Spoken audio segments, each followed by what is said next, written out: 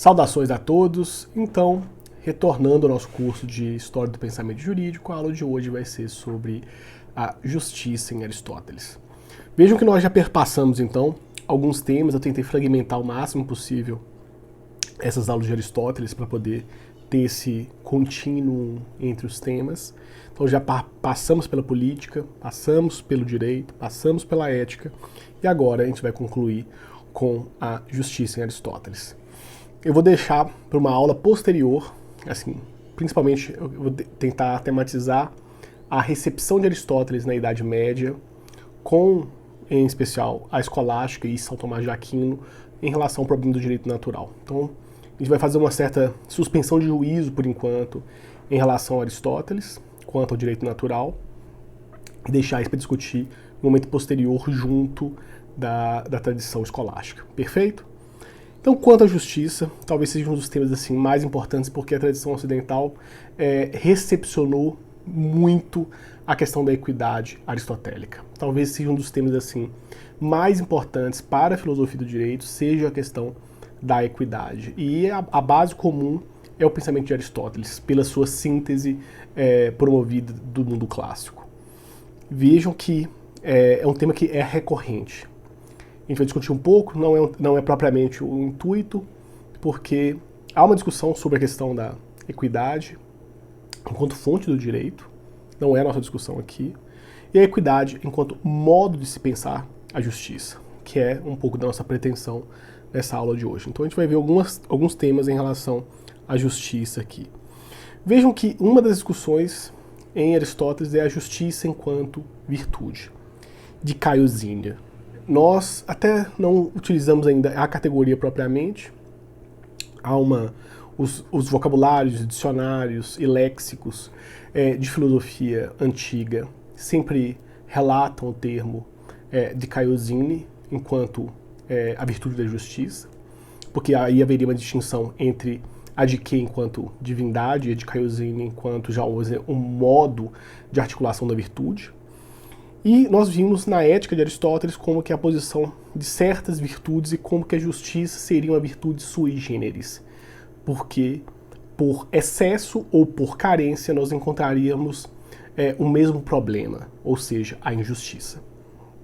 E como a tentativa de resolver o excesso e a carência se dá pela via do meio termo. Então essa é uma questão que, vamos dizer, a gente parte da ética de Aristóteles para poder pensar, então, portanto, a justiça enquanto virtude, para pensar aqui a justiça enquanto uma questão aristotélica. Mas, na ética Nicômaco, que acaba sendo assim a principal referência tanto do problema da ética quanto do problema da justiça em Aristóteles, há várias discussões. Nós temos assim, a presença da justiça e a sua, vamos dizer, categorização enquanto muito forte na ética Nicômaco. Então a gente poderia falar de tipos de justiça, até o modo como os autores trabalham. Uma fonte no Brasil muito interessante em relação à justiça em Aristóteles é o curso de História da Filosofia do Eduardo Bittar, que na verdade é um resumo, vamos dizer, da tese de doutorado dele em relação a Aristóteles, que já é um livro mais substancial. Fica a recomendação, é um ótimo livro para poder entender Aristóteles. Quanto ao problema da justiça, em relação a outros temas, vamos dizer, existem outros autores da tradição internacional, talvez mais densos, vamos colocar assim. Mesmo que a obra do Bittar para a tradição brasileira tenha uma relevância em tempos recentes muito importante. Fica a referência porque parte dessas leituras que decorrem da leitura do Eduardo Bittar. Então, eventuais equívocos também não são de minha parte. Ou são porque eu deveria ter pegado outras fontes. Mas, enfim, não encontrei outros autores que colocassem uma posição divergente em relação a esses temas da categorização dos tipos de justiça. E aqui eu tento fazer o quê? Um certo esquema, no final das contas, sobre o modo como se articulam esses tipos de justiça em Aristóteles. Então vejam que Aristóteles é um pensador da racionalidade, da organização do pensamento. Eu falei isso com vocês, como que os próprios tópicos, que faz parte do órgão de Aristóteles, coloca, vamos dizer, as bases para o bom raciocínio na tradição ocidental. É impressionante tomar contato com esse tipo de texto, porque Aristóteles está categorizando modos que muitas vezes nós achamos que é algo intuitivo, mas que, de certa forma, é apreendido pelo processo de educação que foi sedimentado ao longo dos séculos. Isso independentemente da tradição oriental ou ocidental. É algo que a humanidade construiu e Aristóteles colocou em termo, vamos colocar assim. Então, em relação ao justo total, então, vejam, em Aristóteles há sempre, como nos tópicos, a relação entre parte e todo. Aqui também há a relação de parte e todo em relação à justiça. Então, a justiça total, esse dikaion nominon, é exatamente esse justo total, ou a totalidade da justiça. E depois a gente vai ter exatamente, vamos dizer, as partes que compõem esse todo, ou as manifestações particulares da justiça. Tanto que o Aristóteles fala de gêneros do justo particular, enquanto parte desse justo total, mas também os modos como o justo da cidade e o justo da casa se manifestam. Vejam que um dos modos de organização social mais importantes na tradição ocidental, mas em particular algo que vai ser presente na tradição clássica, é a instituição da família, por exemplo. Se vocês pegarem um texto assim, que chega a ser quase que canônico no final das contas, quanto a essa história da vida privada, a cidade antiga de Fustel de Coulanges, uma das linhas mestras do texto é exatamente o estudo da família. Então, e eu até mencionei com vocês a questão do oikonomos, como que é, vamos dizer, o nomos da casa. Aqui está relacionada essa questão de como Aristóteles percebe os modos de articulação da família e o sentido, vamos dizer, da tradição greco-romana de família é um pouco diferente, vamos dizer, é mais amplo. Se compararmos principalmente com a experiência da tradição romana, a família é ainda mais ampla do que a tradição grega, mas já dá para poder a gente ter uma percepção aqui vamos dizer, do copertencimento que existe na relação entre família e a cidade. Então, uma parte mais geral, porque ainda a cidade não é o todo, ela também é parte em relação ao todo. Então, é interessante pensar que existe o justo político e o justo doméstico, na visão de Aristóteles, na sua categorização. O justo político se dá dentro da polis, e vai ter o justo legal e o justo natural. Eu falei com vocês que nós vamos trabalhar o direito natural, vejam, o direito natural, não essa compreensão de justo natural. Essa compreensão de justo natural e justo legal estão relacionadas com aquelas categorizações de ordem, táxis, que eu já falei com vocês dentro do direito. O direito, portanto, quando se manifesta e organiza os comportamentos humanos, ele vai ter, vamos dizer, essa boa ordem da eunomia enquanto justo legal ou enquanto justo natural. E eles estão, obviamente, relacionados em Aristóteles. A própria razão dos modos de organização da política, ou do justo legal, através da criação das normas e da aplicação das normas dos legisladores, há uma inter-relação muito forte. Essa justiça legal ela não é separada da justiça natural. A gente poderia dizer que em Aristóteles há uma tendência que essa justiça legal ela retire vários elementos dessa justiça natural. Porque o legislador ele é aquele que organiza o nomos, e não é o nomos que é contrário à physis, mas o nomos que dialoga e coparticipa da physis. Então esse é um elemento que assim, é muito importante em Aristóteles. Por outro lado, o justo doméstico, ele vai ser aquele que é realizado em uma esfera muito mais particular da vida em sociedade. Então, quando se fala do doméstico, está abarcando a família, mas a família também mulher, filhos, escravos, e veja, ascendentes e descendentes, porque haveria quase uma tendência, uma certa aglutinação. As independências, vamos dizer assim, de entidades menores familiares é algo, vamos dizer, mais tardio na tradição. Mesmo em Roma, isso se manifesta na própria arquitetura. Na Grécia é um pouco mais difícil de perceber isso, mas a arquitetura romana das vilas ou mesmo das casas dentro das cidades romanas mostra assim, exatamente essa articulação de como a casa, ou oikos, como os gregos colocaram, ou no caso dos romanos, porque o senhor, né, dominus, relaciona-se com a ideia de domus, casa, doméstico, por exemplo.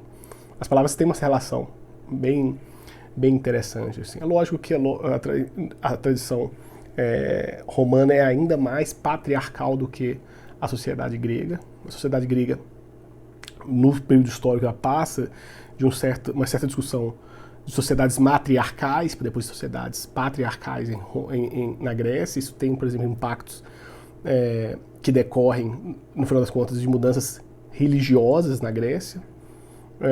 Quem tiver curiosidade sobre isso, um livro que é, vamos dizer, clássico em relação a essa questão seria O Matriarcado, do Bathhofen. Não é um texto, tem, se não me engano, em espanhol, em português não tem. O Bathhofen foi professor de história na Basileia no século XIX, e o próprio Nietzsche ficou amigo do Bathhofen, tirou uma série de questões, até do Apolíneo Dionisíaco, bebe um pouco também, do Bathhofen, e tem exatamente uma explicação sobre como a sociedade grega arcaica tinha uma base matriarcal. Isso se representava na religião. A religião pré-olímpica, por exemplo, tem mais elementos femininos do que masculinos. Ou uma forma mais interessante, mesmo que não tenha referência ao Bathhofen no texto, ecoa muito a tese do matriarcado, a introdução do Robert Graves, dos mitos gregos. Os mitos gregos é o nome da obra. Ecoa bastante isso, porque ele vai tentar trabalhar. Veja que também não é uma tese que é aceita, assim, sem discussão. Muito pelo contrário. Então, historiador de direito contemporâneo, Uwe Wesel, ele foi professor em Berlim, já é emérito, né? Tá bem mais velhinho, mas foi professor emérito. Ele tem um livro que chama O Mito do Matriarcado, e ele vai discutir exatamente essa tese do Bathhofen. A tradução matriarcado é uma tradução ruim, no final das contas, porque é das Mutterrecht, seria o direito materno, literalmente. Mas, na verdade, aqui está falando da ordem, vamos dizer, da ordem feminina da sociedade grega arcaica. E como isso vai representar nas divindades, por exemplo. É muito interessante. Isso é só, vamos dizer, uma digressão que merece ser feita nessa discussão do justo doméstico, porque a organização do lar, da casa, ela, na tradição ocidental, foi centralizada na mulher. Isso, vamos dizer, muda certos modos de, como a própria educação é feita em Atenas. Em comparação a Esparta, que, por exemplo, a instituição da família não foi como em outras cidades gregas ou mesmo como em Roma, que é muito mais coletivista. Isso implica mudança do modo de articulação da própria educação. Só para dar esse tipo de exemplo. Mas o que está aqui em questão em Aristóteles é que existe um justo que é dado só no âmbito da casa, né, no âmbito do oikos, que é, vamos dizer, onde que a política não deve interferir. Essa é uma discussão que, vejam, é relação entre público e privado. Em Roma isso vai ganhar outros ares e até de proteção jurídica ainda mais intensa, e de moderação e humanização ao longo, vamos dizer, dos séculos na tradição romana. Mas só para colocar aqui essas questões, porque na Grécia, por exemplo, questões de penas em relação aos filhos também era tão forte quanto em Roma. Certas, vamos dizer, a ordem da família chegaria a ser quase que tirânica aos olhos contemporâneos, de sempre poder reler o fenômeno do justo doméstico, por exemplo. Essa é só uma digressão que é interessante. Talvez o que nos importa mais aqui agora é pensar a questão do justo particular, porque Aristóteles vai legar à tradição ocidental uma categorização que até hoje é utilizada, seja no direito, seja, vamos dizer, no direito moderno ou no direito contemporâneo, seja no direito público, seja no direito privado.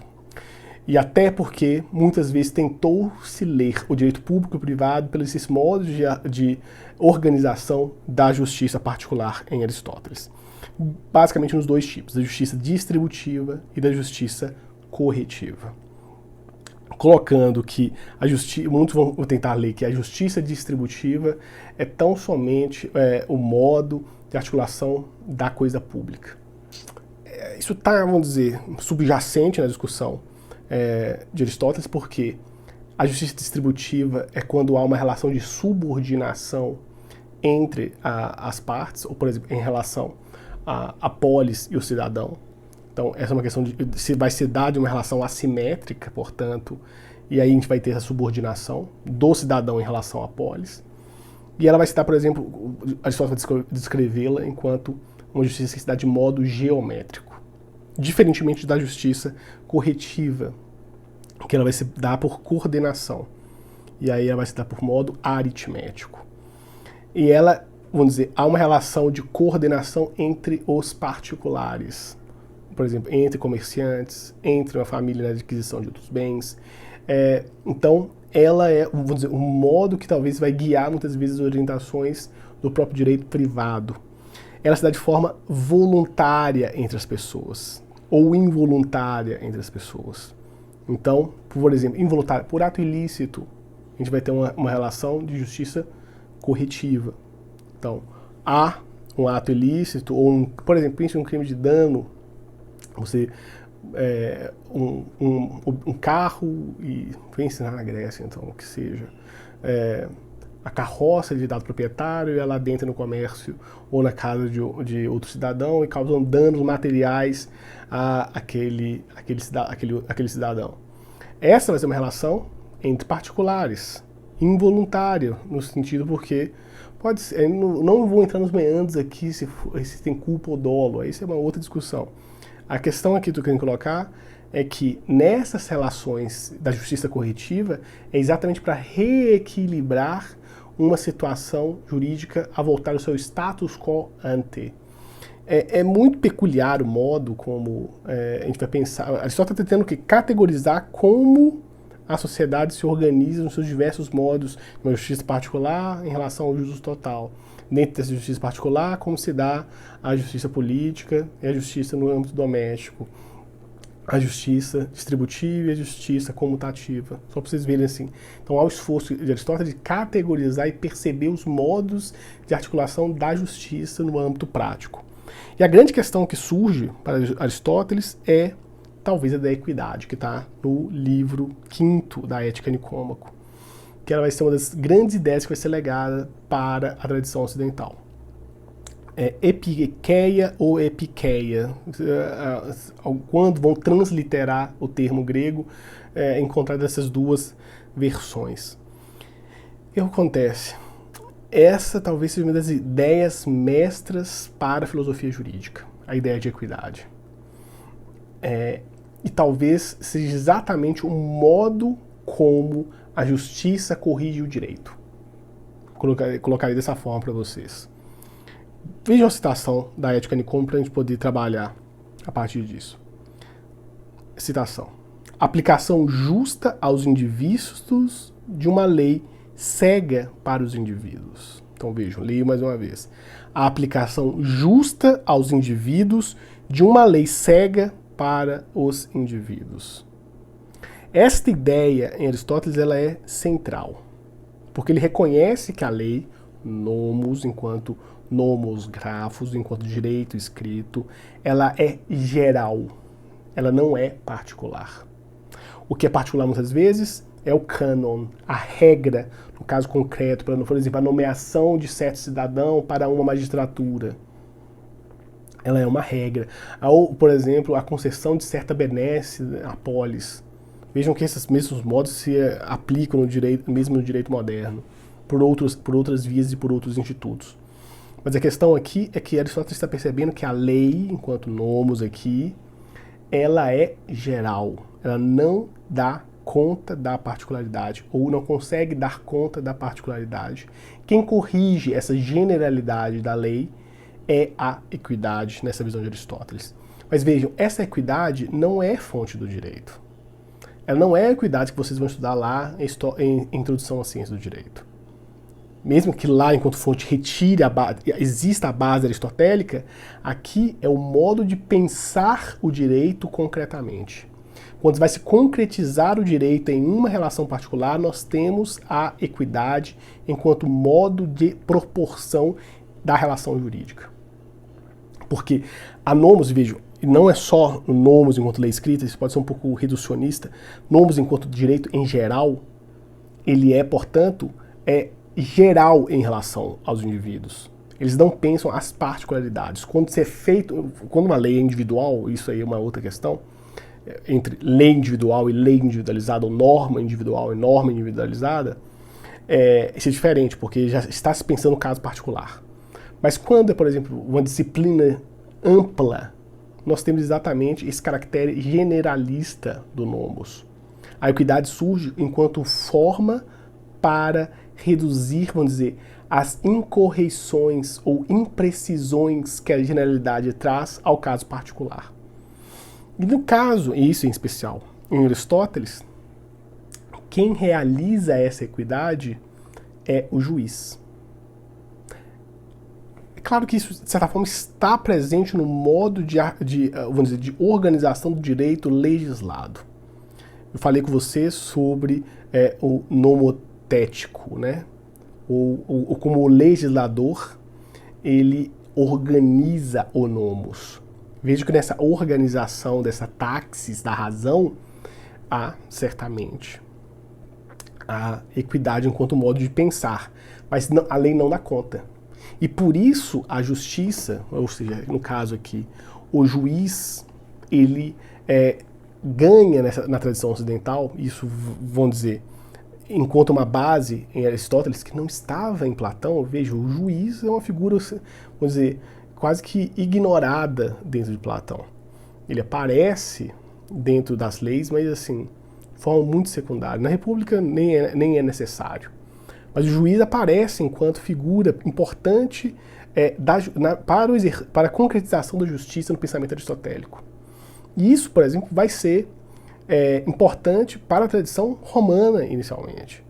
O pretor, ele vai ter, ele vai reunir em si não só funções, mas também esta habilidade equitativa. A equitas em Roma, ela tem um caractere de aprofundamento da epieikeia grega.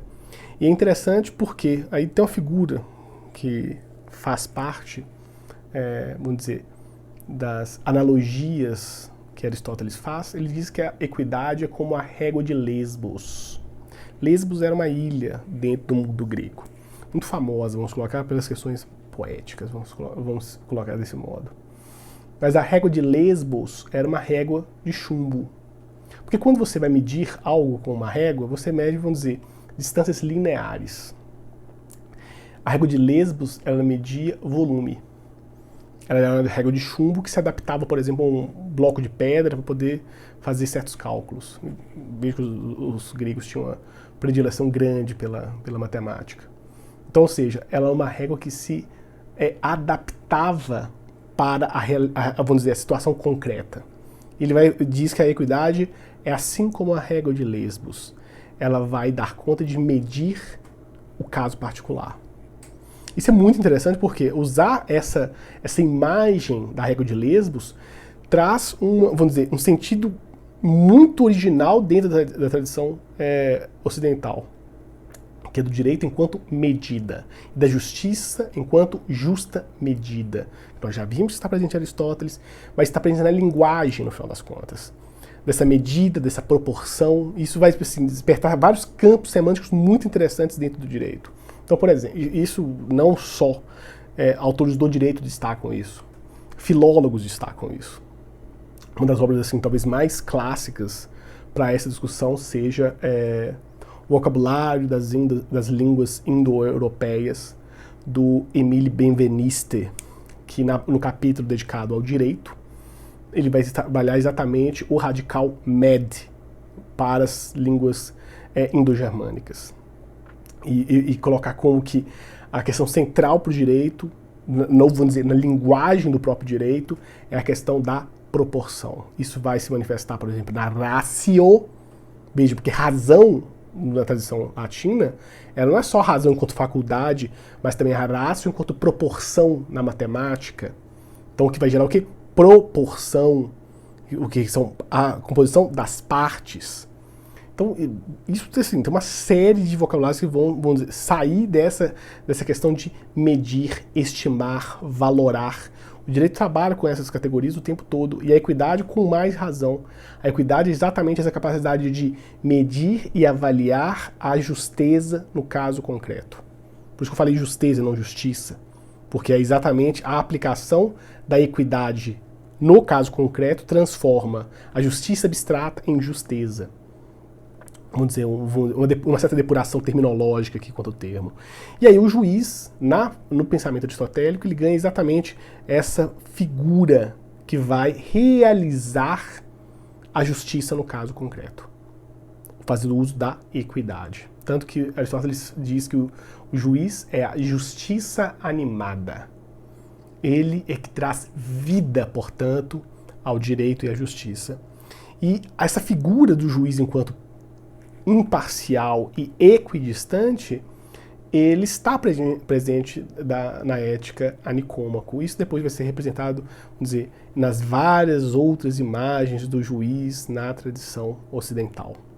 Então é muito interessante como que Aristóteles traz essa questão da justiça enquanto equidade, é aquele que vai vamos dizer, ser o serviçal da justiça, é exatamente o juiz. Vejam que eu não vou usar o termo magistrado, porque nós veremos lá em Jurídica Romana que há uma diferença entre o que é o iudex, o pretor e o magistrado. Só de forma geral aqui eu faço a referência à figura do juiz, porque é a figura que nós, vamos dizer, na linguagem ordinária, utilizamos o tempo todo. Mas a grande percepção que vocês têm que ter aqui é o modo que Aristóteles coloca esse processo do justo geral para o justo particular, e como é o papel da equidade e como quem vai realizar essa equidade é, em especial, o juiz. É o único? Não. A gente pode extrapolar porque, vamos dizer, todos aqueles que vão lidar com o direito vão lidar com o direito de forma equitativa, enquanto modo de pensar o direito de forma equitativa. Não quer dizer que ele vai, vamos dizer, descobrir qual é a norma jurídica por equidade. E aí eu faço uma distinção que vocês vão ver lá na introdução à ciência do direito. Uma coisa é julgar com equidade, outra coisa é julgar por equidade. Julgar por equidade é a equidade enquanto fonte do direito. Julgar com equidade é a equidade clássica, grega, romana, aristotélica. Ela faz parte do próprio raciocínio do direito. Julgar com equidade é dever de qualquer um que vai lidar com a coisa jurídica, com o fenômeno jurídico. Julgar por equidade é algo, vamos dizer, na nossa tradição processual, por exemplo, é algo excepcional, no caso de lacuna, ou na discussão do direito arbitral, quando há a opção pela arbitragem por equidade. Então, é se vocês perceberem que há certos meandros de como que a tradição, vamos dizer, grega, pela via aristotélica, ela vai ser retomada. Vejam que, e guardem isso, porque, por exemplo, na própria filosofia medieval, quando Tomás de Aquino vai falar sobre justiça, há uma retomada, por exemplo, do conceito de equidade.